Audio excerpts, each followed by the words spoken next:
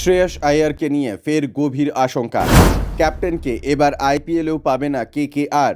দিল্লি থেকে 12.5 কোটি টাকা খরচ করে কেনা হয়েছিল যাকে, তিনি 1 মিনিটের জন্য মাঠে নামতে পারেননি। পুরো আইপিএলই কেটেছে চোটের আধারে। ক্যাপ্টেন করা হলেও শেষ মুহূর্তে দায়িত্ব নিয়েছিলেন অন্য এক সিনিয়র। পিঠের চোট থেকে ছিটকে গিয়েছিলেন টিম থেকে, অস্ত্রোপচার করাতে হয়েছিল। প্রায় 6 মাস পর ফিরেছেন জাতীয় টিমে।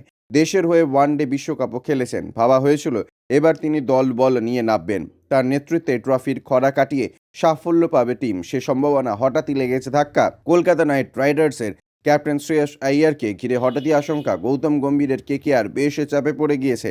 ইংল্যান্ডের বিরুদ্ধে সিরিজের বাকি 3 টেস্ট থেকে শুক্রবার ছিটকে গিয়েছেন শ্রেয়স। জানা গিয়েছে পিঠ ও কোঁচকির চোটের জন্যই তিনি খেলতে পারছেন না। বেঙ্গালুরুতে জাতীয় ক্রিকেট একাডেমিতে চোটের পরীক্ষা হবে শ্রেয়সের। পুরনো চোট কি মাথাচাড়া দিয়েছে কেকেআরের শিবিরে? এখন সেই প্রশ্নই ঘুরে ফিরে বেড়াচ্ছে।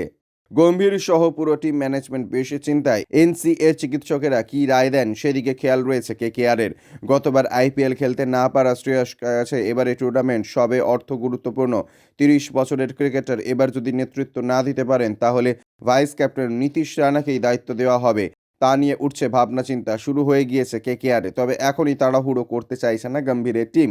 শ্রেয়সকে নিয়ে এমনিতেই কথা উঠেছে কিছুদিন ধরে। গত বছর নভেম্বর মাসে নিউজিল্যান্ডের বিরুদ্ধে বিশ্বকাপের ওয়ানডে ম্যাচে শেষ সেঞ্চুরি করেছিলেন তিনি। ওয়াংখেড়েতে সেমিফাইনালে 105 করেছিলেন, কিন্তু তারপর থেকে কার্যত বড় রানের খোঁজ দিতে পারেননি। অস্ট্রেলিয়ার বিরুদ্ধে টি-20 সিরিজের শেষ ম্যাচে 53 করেছিলেন। দক্ষিণ আফ্রিকার বিরুদ্ধে জোহান্সবার্গে ওয়ানডে ম্যাচে করেছিলেন 52। তারপর থেকে আর রান নেই ব্যাটে। দক্ষিণ আফ্রিকার বিরুদ্ধে 2 টেস্টের 4টে ইনিংসে 31-6-0-4 করেছেন।